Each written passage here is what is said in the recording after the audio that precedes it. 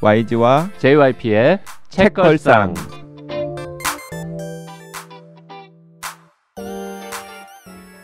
책에 관한 걸쭉하고 상큼한 이야기. YG와 JYP의 책걸상이 찾아왔습니다. YG 강량구입니다. JYP 박재영입니다. HB 김은비입니다. 네. 오늘 YG 컨디션 안 좋습니까? 네, 컨디션 좀 안 좋습니다. 그렇다고 그렇게 시작을 기운 없이 YG 강양구입니다 이렇게 해갖고 되겠습니까? 오늘 컨디션 왜 안 좋으세요? 컨디션이 안 좋아요. 막 지금 총체적으로 약간 몸 상태가 별로 안 좋습니다. 코로나는 아닙니다. 그런데 되게 이제 컨디션 안 좋냐 그러면 뭐 어떤 이유로 안 좋다거나 네. 아니면 괜찮다 네네네. 뭐라고 얘기해야 되는데 안 좋습니다 이러고 끝나니까 그러니까 약간 리액션을 못 해주겠는데? 그러니까 약간 왕 같았어. 그냥 내가 아프다고 하면 짐이 아프다. 그냥 그걸로 끝이지 뭘 묻냐. 뭐 약간 이런 짐이 느낌이었어. 오늘 기운이 없구나. 아니 제 개인 정보를 구구절절하게 막 언급을 해야 돼요? 어디 뭐 전복이라도 좀 구워 바치리라? 아니 리까? 네. 정말 정막이. 아니 그렇게 기운 없어가지고 펀딩 되겠냐고 지금. 그런데 큰일이다. 그래 오늘 YG님이 활약을 하셔야 될 특집인데. 그러게. 이게 지금 11월 29일 날 나가는 방송이잖아요. 그렇죠. 487회입니다. 한참 펀딩이 진행 중이겠네요. 뭐 지금쯤이면 이제 뭐 한 네, 그렇죠. 향방이 드러나겠죠. 그렇죠. 오늘 동정표를 사시려고. 동정표. 네. 펀딩 실패에 대한 걱정 때문에 지금 네. 밥을 못 먹어서 기운이 없는 뭐 이런 코스프레. 네, 실제로 밥을 못 먹었어요. 네. 그리고 지금 원인을 모르게 체중이 빠지고 있어요 또. 원인 모르려고 하면 어떡해요. 펀딩 펀딩 시작한 이후에 계속 체중이 빠지고 있다. 뭐 이 정도로 얘기하면 그런가? 되지. 네. 그런 거지. 네. 네. 여러분, 도와주시기 바랍니다. YG가 살 빠지고 있답니다. 네. 댓글 좀 읽어볼까요? 네, H룸님. 저번에 댓글 한 번 안 읽었는데 또 약간 불만을 토로하시더라고요. 아 정말요? 네, 오늘은 댓글 속에 왜 없냐고. 지난번에 또 길어서 한번 또 불만인 적이 있었는데. 취향을 맞추는 게 참 어려워요. 뭐 참 까다로운 청취자분들이긴 한데 진행자들이 더 까다롭기 때문에 이해해드리도록 하겠습니다. 네네. 네. H룸님. 네. 팟캐스트를 메인으로 써서 팟빵 댓글은 처음 남겨보는 것 같아요. 이게 아마 아이튠즈를 메인으로 쓰신다는 뜻이겠죠? 네. 어쨌든 요새 아이폰 업데이트되고 팟캐 설정이 엉망이라 재생 목록도 뒤죽박죽이 돼버렸는데 책걸상은 시의성이 중요한 프로는 아니니까 이것저것 손 가는 대로 누르다가 셀레스트 잉 작품 소개 듣고 바로 리디 결제했네요. 충동 독서는 성공 확률이 보통 반반인데 이번에는 앞부분만 읽어도 성공 확신입니다. 좋은 작가 소개 감사드려요. 근데 밝고 맑은 전개는 아닌지라 갬성 모드의 위험 신호가 켜져버린 가운데 그 다음 랜덤 회차 플레이에서 훈비 작가님이 외국에서 술 한잔 하면서 책 읽는 그 감성이 있거든요. 왠지 외롭고 이라고 툭 던지시는데 코끝이 찌르르 유유 외쿡은 아니지만 맥주 한잔 하며 한껏 외로운 중이었거든요. 어디에나 불씨는 어디에나? 암튼 서로 다른 문화의 충돌. 작은 불씨는 어디에나. 그렇죠. 나와 다른 세계에 대한 동경, 풍요로움이 순식간에 빈곤으로 변하는 충격 등등 공감, 이입, 씁쓸, 경계. 초반부터 너무 여러 버튼을 한꺼번에 누르네요.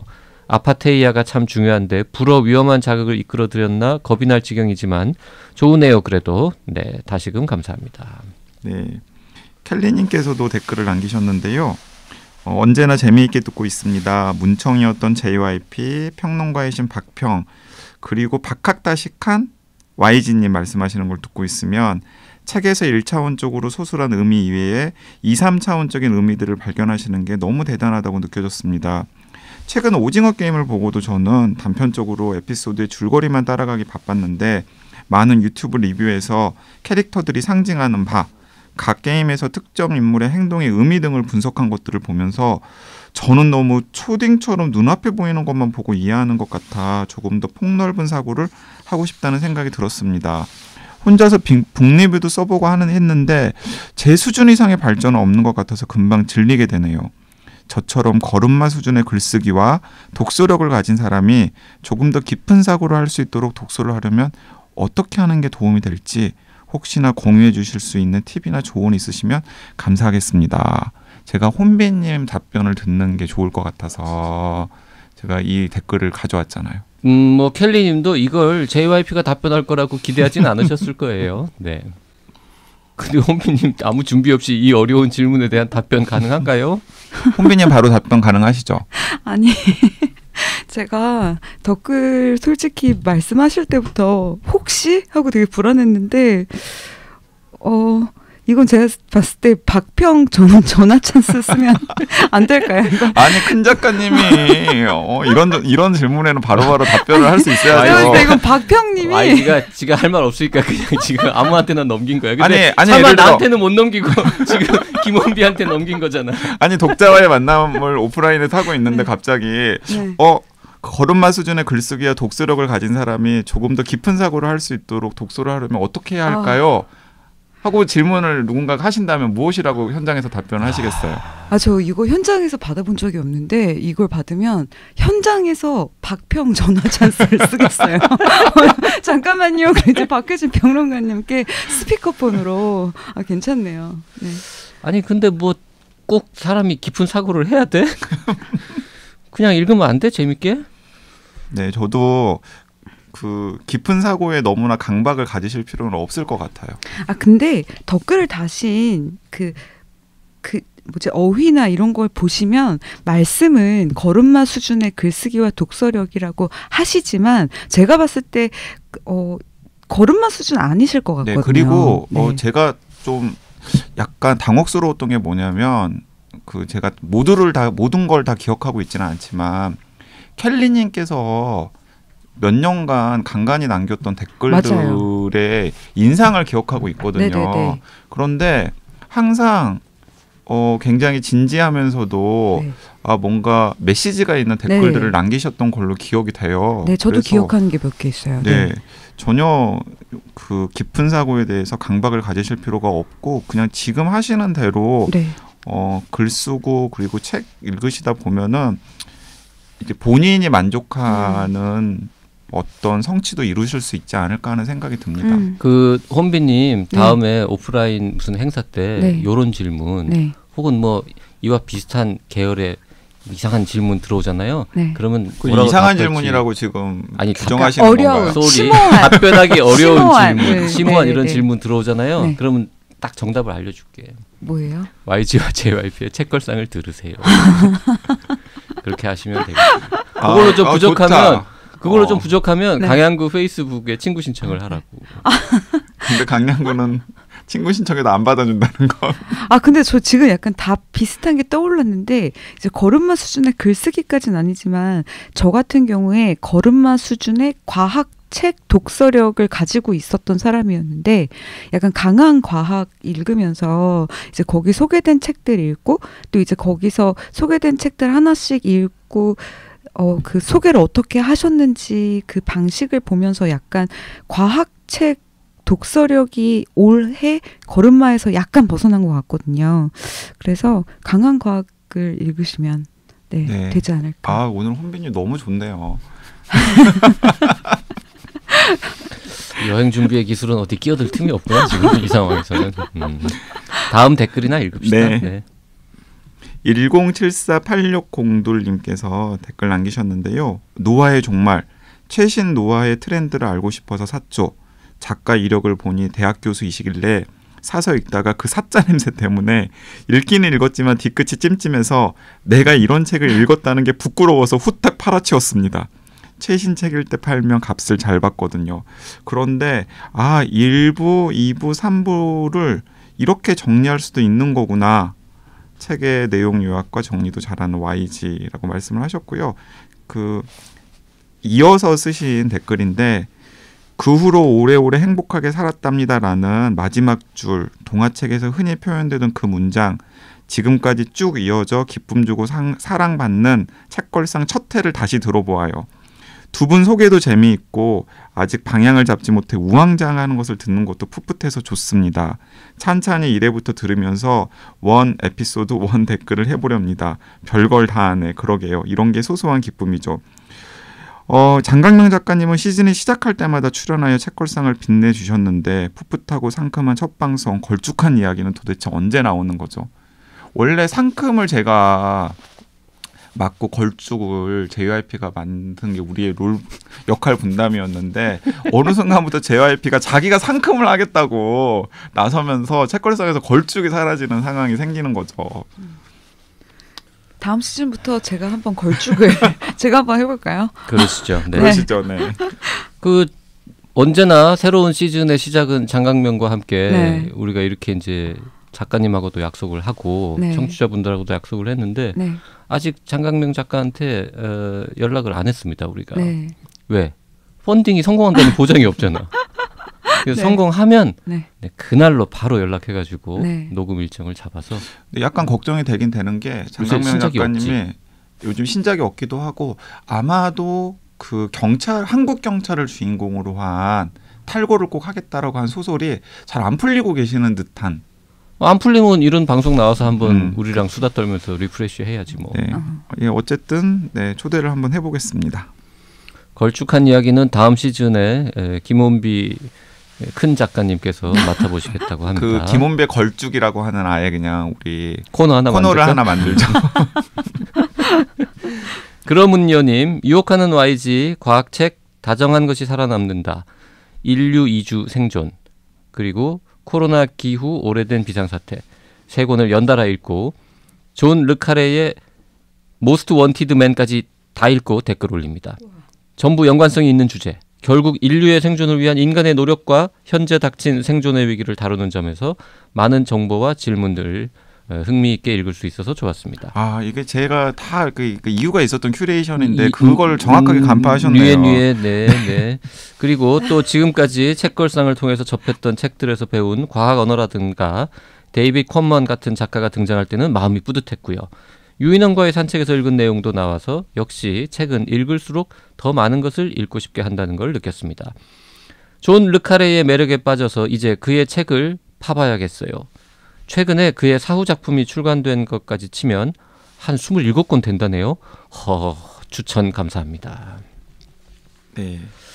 뭐 그러문요님의 꼭 댓글 때문만은 아닌데 지금 보너스 트랙으로 방송해드리고 있는 시즌3 거의 막방 네, 책걸상 487회 방송은 네, 존 르카레 특집이 되겠습니다. 네, 존 르카레 특집을 하기로 했습니다. 사실 그 르카레 책은 그 YG가 굉장히 좋아하는 책들이어서 제가 JYP한테도 권하고 박평한테도 권하고 혼비님한테도 권했는데 아니 이들이 책을 안 읽으시더라고요. 나 하나 읽었어 옛날에. 아니 그래서 그 막 제가 진짜 강권을 해가지고 그 존 르카레의 초기 대표작이라고 할 수 있는 추운 나라에서 돌아온 스파이를 JYP가 읽었는데 JYP는 그닥 별로 재미가 없었나 봐요. 근데 저는 JYP가 별로 안 좋아할 것 같았거든요. 네네. 왜냐하면 너무나 옛날 이야기고 그래서 별로 안 좋아할 거라는 생각이 들었었는데 오히려 최근에 존 르카레가 썼던 이 모스트 원티드맨 같은 걸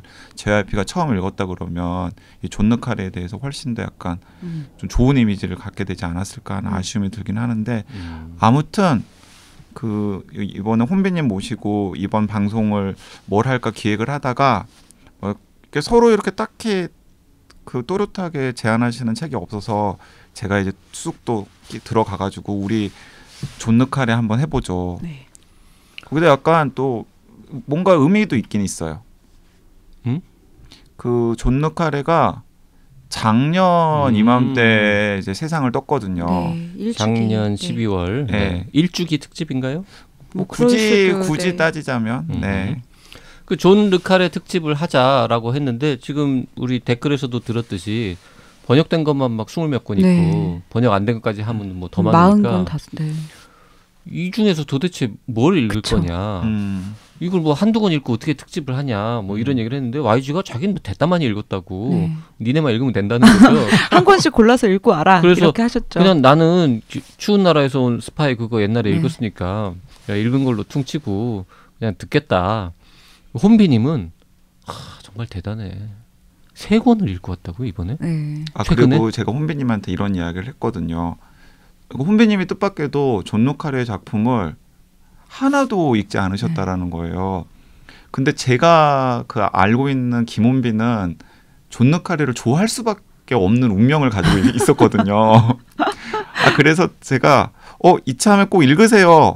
근데 만약에 존 느카리의 작품을 혼비님이 읽었는데 재미가 없다거나 그럼 혹은 다시 보지 내 말자. 취향이 아니다 라면 내가 김원빈을 피상적으로 알고 있었다. 라고 결론을 내리겠다. 네. 내가 김원빈을 잘 모르고 있었다라고 결론을 내리겠다. 그런 말까지 하면서 강추했다고. 네, 강추했는데 그래서 이제 혼비님이 좀 부담을 가지고 읽은 것 같은데 궁금해요. 저 재밌게 혹시 읽었는지. 그러면 세 네. 권이나 읽은 이유가 네.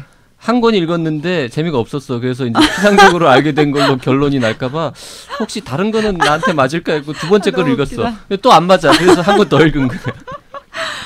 그런 걸 수도 있겠네요. 세 권이나 읽었는데 다 안 맞아. 그러면 이제 김원비를 지금까지 YG는 잘못 알고 있었다. 네, 이렇게 결론이 그런데 나는 건데. 그럴 수 없어요. 이제 김원빈은 존 느카리를 좋아할 수밖에 없는 운명을 타고났어요. 내가 아는 김원비라면. 왜? 그냥 너무 김원비 취향이니까. 자 들어보죠. 네. 네. 김원비 취향이었습니까? 완전 취향이었어요. 정말 자존심이 상하네요. 이런 단원 뒤에 좋다고 얘기하려니까 너무 자존심이 상하는데. 김원빈은 나한테 읽히고 있다니까. 그러니까. 나도 자존심 상해야 되는 건가? JYP는 별로일 거라고 예상했는데 별로라고 그랬으니까. 네. 근데 약간 JYP님 경우는 별로일 거다라고 예상하는 경우가 열의 9은 맞기 때문에. 하긴 뭐 난 다 별로라 그러니까. 근데 그 하필이면은 딱 JYP가 선택한 게 그 초기 대표작인 추운 나라에서 네. 돌아온 스파이여서 그래요.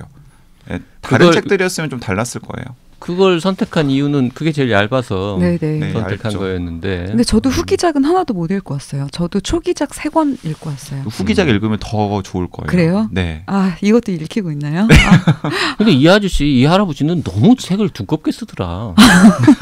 기본적으로. 말이 많아요. 말이 많아. 네, 말이 많아요. 맞아요. 그러니까 일단 그리고 작가로서 활동한 기간이 59년인가 돼. 맞아요. 네네. 그러니까 이분에 대해서 좀 약간 설명이 좀 필요할 것 같아요. 일단 그 작년 12월 12일에 돌아가셨는데 1931년에 태어나서 2020년에 세상을 떴으니까 우리나라 나이로 한 90까지 사신 거죠. 그렇죠. 네. 근데 이분이 원래 본인이 스파이였어요. 네.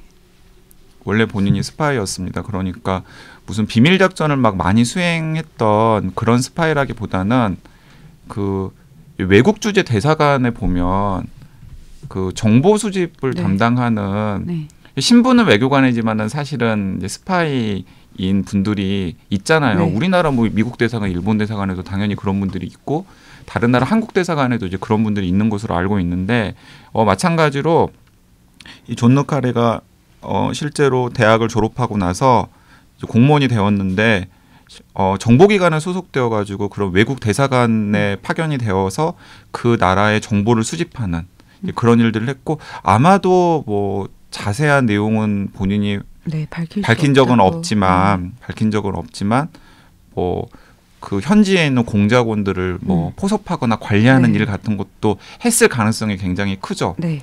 그리고 그런 경험을 가지고 있으면서 이제 책을 몇 권 펴냈어요. 네.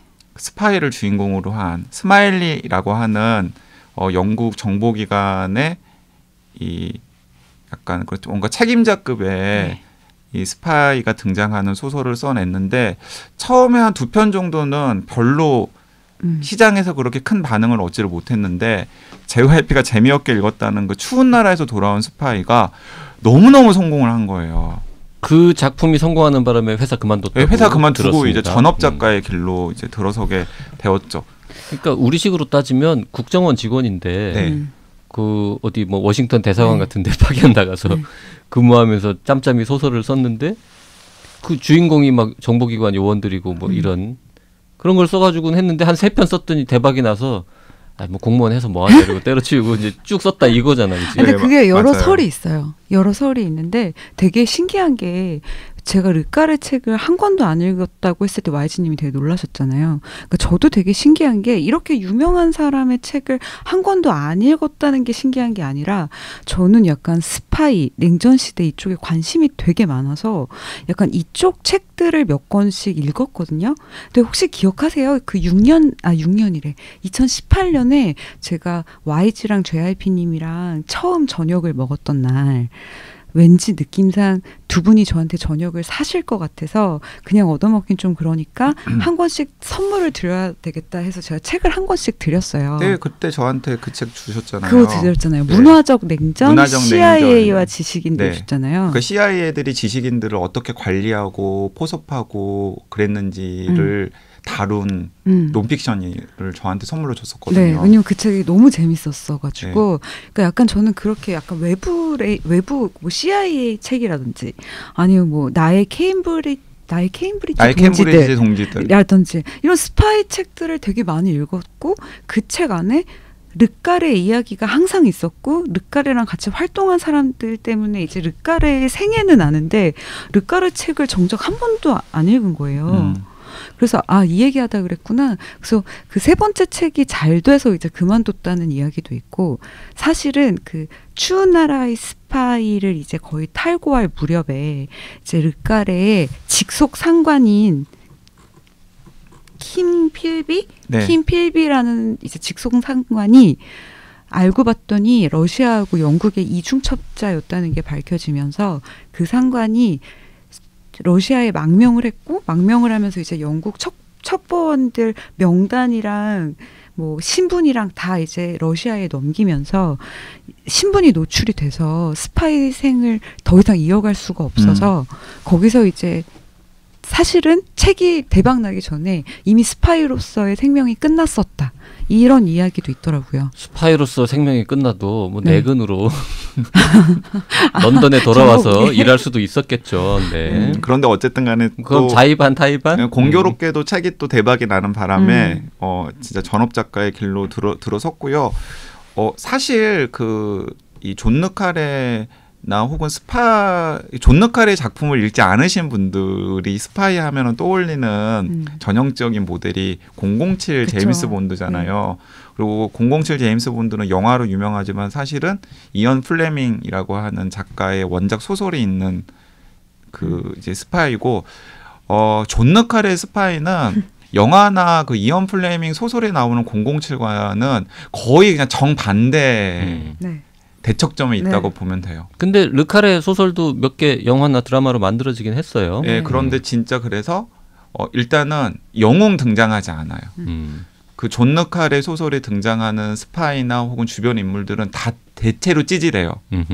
그리고 간간히 외모가 그 출중한 사람들도 있긴 하지만 어쨌든 주인공은 아니에요.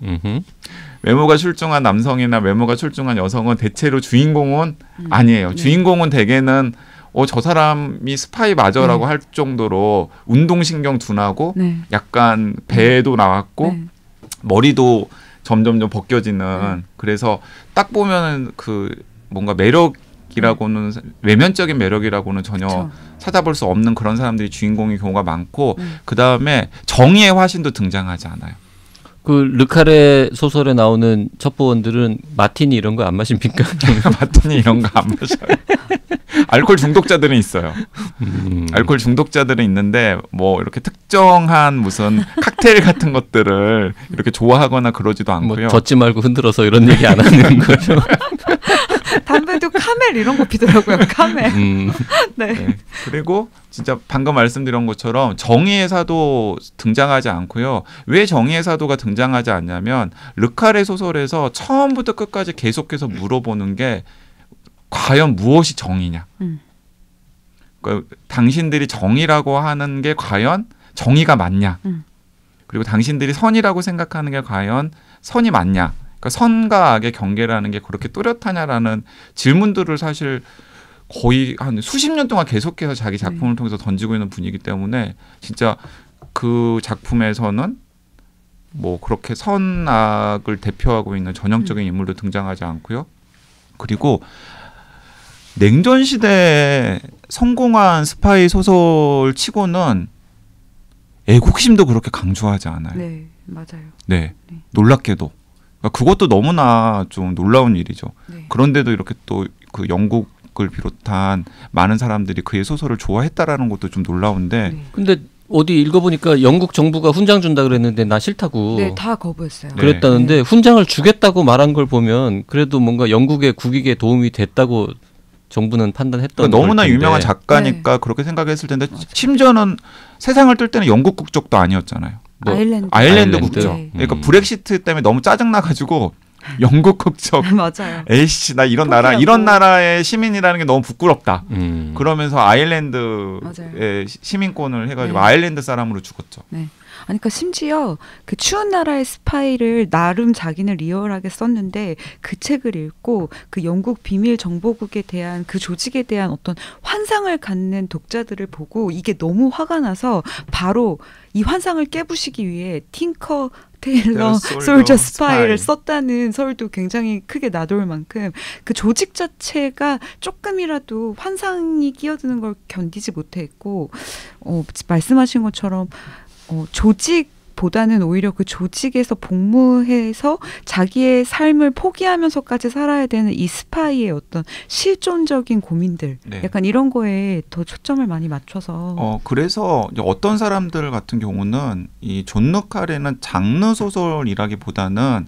그냥 정통 문학에 가깝다라고 평가를 하시는 분들도 장르 소설치고는 페이지가 잘 안 넘어갑니다. 예, 그렇게 정통 생각하는 문학이에요. 분들도 있어요. 네. 근데 이제 본인은 이제 이거 나의 소설은 오락이 네. 가장 주다라고 네. 이야기를 하지만 네. 오락치고는 그렇게 오락성이 뛰어나지 않은데 그게 오락이면 거의 이언 플레이밍의 007은 그건 만화지. 만화 폄훼하시는 겁니까 지금? 그 이름은 왜 르카레예요? 이거 필명이던데. 필명이더라고요. 그러니까 본인이 그냥 지었대요. 그러니까 르카레가 찾아봤더니 네모라는 뜻이라면서요. 불어라면서요. 불어고 그래서 존 르카레. 네. 뭔가 그 사람은 역시 대작가는 필명도 잘 잘 짓나 줘야 봐. 잘 줘야 돼. 그거 맞아. 봐, 김원비. 아, 뭐야 그러세요?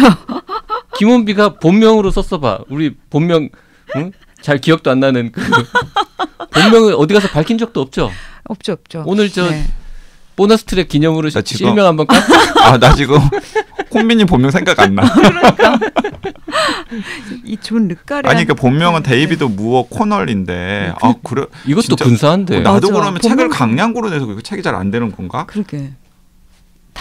우리 할아버지께서 지어주신 이름인데. 아니 일단 표지부터 일단 표지하고 근데 이 르카레한테 편집자가 처음에 이걸로 하자고 강력하게 주장했던 필명이 척 스미스였대요. 너무 별로죠. 구려. 척 스미스. 네. 무슨 저 삼류 액션 배우 그러니까요. 같은 이름입니다. 그러니까 그 존 르카레는 그러니까 영국인이라는 정체성보다 이제 마지막까지 자기는 유럽인이다라는 네. 정체성을 가지고 있었고 그렇기 때문에 영국 작가로서 영어로 활동을 하지만은 오히려 프랑스적인 그런 이름을 선택을 한 것도 약간 그런 의미도 있었지 않았을까 하는 생각도 드네요. 근데 그 데이비드 무어 코널보다는 존 르카레가 뭔가 진짜 작가의 필명 맞아요. 같잖아요. 네. 네. 데이비드 존 무어 코노웰이 본명인데 이 양반 귀족인가? 이름이 되게 좀 우아하다. 길고. 그 되게 불우한 유년 시절을 오히려 네. 그래요. 지냈다. 그러니까 그 흑수저였던 것 같아요. 네네네. 그래서 지금 우리 책 제목은 그 추운 나라 뭐 스파이 그거 빼고는 거의 말도 안 했는데 혼비님이 읽은 세 권은 뭐뭐뭐를 읽은 거예요? 처음에 그러니까 제가 틴커 테일러 스파이 솔저 스파이. 맨날 헷갈려요. 보통 이제 팅테 솔스라고 하죠. 네. 그게 무슨 애들 용어죠? 이렇게 뭐 하나 둘 셋 뭐 이런. 그러니까 이제 스파이를 지칭하는 어떤 약간 암묵적인 용어였어요.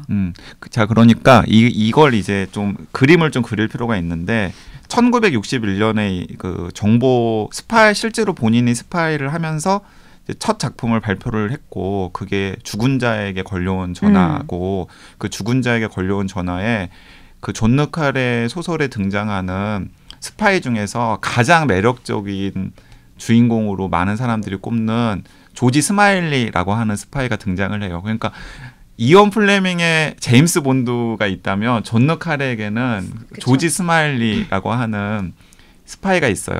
근데 그 조지 스마일리가 등장을 하고 추운 나라에 돌아온 스파이도 조지 스마일리는 딱 한 번 등장해요. 맞아요. 맨 마지막에 딱 한 차례 등장을 하고 그리고 이 조지 스마일리가 본격적으로 등장을 하는 게 팅커 테일러 솔저 스파이예요. 그래서 그 초기에 조지 스마일리가 등장하는 여러 소설들 중에서 많은 존 르카레 팬들이 가장 명작으로 꼽는 게 바로 팅테솔스. 예, 팅테솔스. 그러니까 팅커 테일러 솔저 스파이예요. 이거는 이제 어떤 내용이냐면 콤비님께서 최근에 읽었으니까. 저는 근데 팅테솔스를 왜 선택했냐면 이제 이게 팅테솔스의 줄거리랑도 연관이 있는데 제가 아까 이야기했었던 그 책 있잖아요. 나의 케임브리지 동지들. 네. 이제 거기서 모티프를 따온 거죠. 네.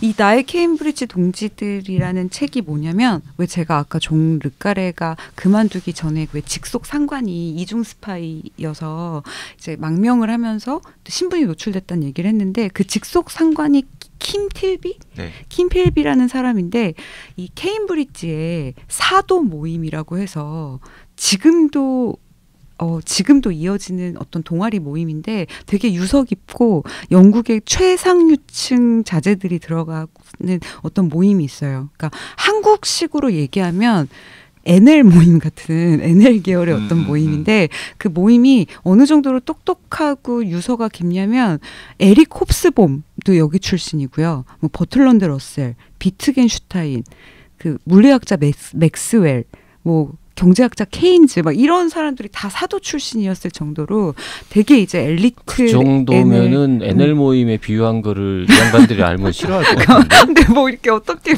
옮길 수가 없어서 이제 그 동아리가 아까 그 킴필비도 이 사도 모임 출신이고 그래서 이 킴필비 말고도 그 시기에 4명이 더 알고 봤더니 그 이중 스파이였던 거예요. 그래서 킴필비는 그 당시에 영국 정보국의 수장이었고 그 나머지 4명 중에는 뭐 영국 여왕 친척도 있어서 영국 왕실 무슨 미술관 관장이었고 막 아무튼 이런 굉장한 사람들이 알고 봤더니 러시아, 영국 이중첩자였고 나중에 그들이 다 망명했고 이 일이 영국에 너무 큰 충격과 이제 역사적인 사건이 되어 버린 거예요.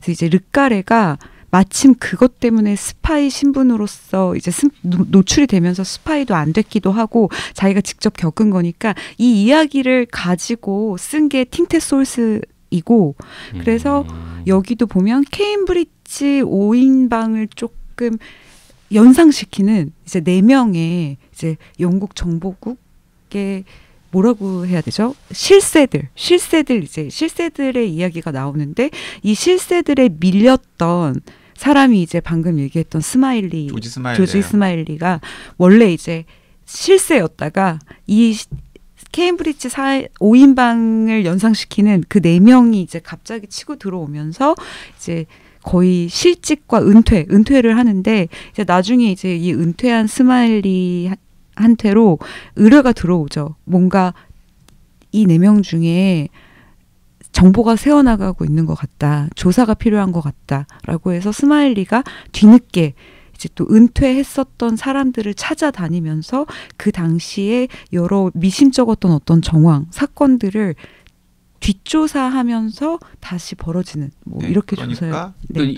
내부 첩자가 누구인지를 찾아가는 과정입니까? 네. 찾아가는 과정이에요. 그러니까 그 뭐 중요한 정보들이 계속해서 유출이 되고 그리고 뭐 그냥 이렇게 아주 우연찮게 영국 정보부가 그 러시아에서 얻은 첩보에 따르면 굉장히 대형 건물이 포섭되어 있다. 그리고 그 대형 건물이 이제 다 그런 정보를 유출하고 있다는 사실을 알게 되는 거예요. 그런데 대형 건물이니까 사실은 그 내부에서 뭔가 공개적으로 감사를 벌이면 색출을 할 수가 없잖아요. 그러니까 그 수장이 그 은퇴한 이 조지 스마일리를 찾아와서 네가 배신자를 찾아라. 그래서 이 조지 스마일리가 가장 유력한 후보들을 4명을 꼽는 거예요. 그 후보들에게 팅커 테일러 솔저 스파이라는 그 암호명을 네. 붙이고 자기 나름의 약간의 그 신뢰할 만한 사조직 같은 걸 꾸려가지고 그 범인들을 이제 찾는 내용이에요. 네. 자, 그런데 그 조지 스마일리는 진짜 은퇴도 했지만은 와이프가 엄청 미인으로 나오거든요. 미인의 약간 판무파탈로 나오는데 그 와이프는 자기 남편을 항상 거들떠보지 않고 그 이 남자 저 남자와 연애와 약간의 그런 로맨스를 계속해 네. 하는. 그래서 그 4명 중에 또 자기 와이프와 이렇게 내연의 관계인 네. 또 사람도 있고. 근데 그게 심지어 엄청 소문이 나서. 네, 소문이 나가지고 이제 본인은 막 엄청 좀 뭐랄까, 네. 다들 막 아유, 그러니까. 너 어떡하냐. 그렇죠. 아니 근데 그렇게 다 얘기하면 스포일러 아니에요? 이 정도는 이 정도는 아니에요. 아니에요. 완전 이 정도 설정이에요. 아니에요. 완전 네. 설정이에요. 이 정도. 네. 애초에 그러니까, 알 수 있어요. 그러니까 틴커 테일러 솔저 스파이가 진짜 독특한 소설인 게 뭐냐면 지금 JYP는 그러면 막 무슨 팀을 짜가지고 그 팀이 막 도청하고 막 뭔가 이렇게 해가지고 의심 가는 놈이 진짜 첩자다라는 거를 밝히고 끝나는 거 아니에요? 근데 이제 증거를 명확하게 찾아야 되잖아요. 네. 증거를 명확하게 찾아야 되고 그다음 행적들, 그다음 동기 이런 것들까지도 다 그치. 확인을 해야 되니까 네. 일종의 약간 심리 소설 같은 그런 맞아요. 느낌? 나 지금 약간 JYP님한테 궁금하면 읽어보시든가 이렇게 얘기하고 싶은 충동을. 근데 궁금하긴 한데 두껍더라고. 그러니까 너무 달라요. 그러니까 그 틴커 테일러 솔저 스파이의 명성을 듣고서 그리고 대충 이런 네. 것도 알죠. 맞아요. 조직 내 첩보를 찾는 첩자를 찾는 작품이라는 거 알고 네. 딱 읽기 시작했는데 네. 다들 너무나 당혹스럽죠. 그렇죠. 저 얘기했잖아요. 저는 이미 틴테솔스의 배경이 되는 걸 그 실화를 다 이미 알고 읽었어요. 지금 얘기한 부분도 다 읽어도 뒤에 더 많은 얘기가 너무 있다고. 재밌었어요. 스포일러가 이걸 아니고. 쫓아가는. 그리고 방금 이야기하신 그 아내와의 그 내연 그 관계도 아내와의 내연 관계. 아내가 다른 남자. 다른 남자와의 내연 관계 그것도 이제 굉장히 여기서 중요하게 나오고 심지어 이게 어느 정도로 소문이 났냐면 러시아 정보부 애들이 다 알 정도로 그러니까 러시아 정보부 애들이 다 아는 거예요. KGB는 많은 걸 알고 있고. 그래가지고 러시아 정보부 애들이 나중에 이제 다른 작품에서 만났을 때 아내랑은 요즘 사이가 맞아요. 어떠냐 이렇게 그런 걸 물어봐. 되게 안쓰럽게 네. 안쓰럽게 아유 너 인생도 참 답답하다. 네가 조국을 위해서 열심히 뛰어봤자 네 아내는 다른 남자랑 이렇게 그러고 사는데 너는 뭐냐 뭐 이런 식의 이제 이야기 들으면서 약간 그렇죠. 자, 존 르칼의 특집 이번 주에는 진행하고 있는데요. 주로 이번 시간에는 그 팅테솔스 얘기를 많이 한 것 같은데 네. 또 다음 시간에는 다른 작품 네네. 얘기를 좀 더 해보죠. 근데 지금 계속 궁금했는데 우리가 그 처음 만나서 밥 먹을 때 YG한테 이제 그 나의 케임브리지 동지들 책을 줬다면서요. 그 저한테는 뭘 줬습니까? 와, 기억 못하실 줄은 알았지만 정말 못하는구나. 아니 본인이 기억하느냐고 물어보는. 저는 기억하죠. 오드리 로드의 우리 집에 있어요. 시스터 아웃사이더. 네. 그리고 이제 더 제가 가끔씩 책꽂이를 이렇게 쭉 뭐 책 찾고 이러나고 보다가 내가 사지 않은 책이 이건 뭐지 이러고 이거는 김원비가 준 거지 이러고 깜짝 놀라곤 합니다. 네. 아니 그때 제가 드릴 때도 정말 저는 그때 JYP님이랑 두 번째 만난 거였잖아요.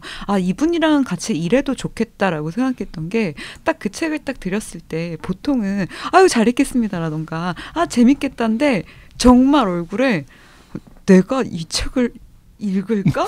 약간 이런 게 얼굴에 딱 스쳐가는데 그렇게 얘기를 했죠 심지어는. 맞다 말로도 했죠. 맞아, 말로도 했죠. 뭐 저한테 왜 이러세요? 그러니까 뭐 주니까 받긴 하는데 맞아요. 뭐 내가 이 책 읽을지는 잘 모르겠네요. 뭐 이런 식의. 안 읽었어 결국. 나는 당연히 안 읽을 줄 알았고 근데 그때 이분이랑은 일 같이 해도 되겠다. 이 투명한 커뮤니케이션. 투명한 커뮤니케이션. 처음에 첫 선물을 받았는데 이런 말이 약간 이랬을 때 좋았어요.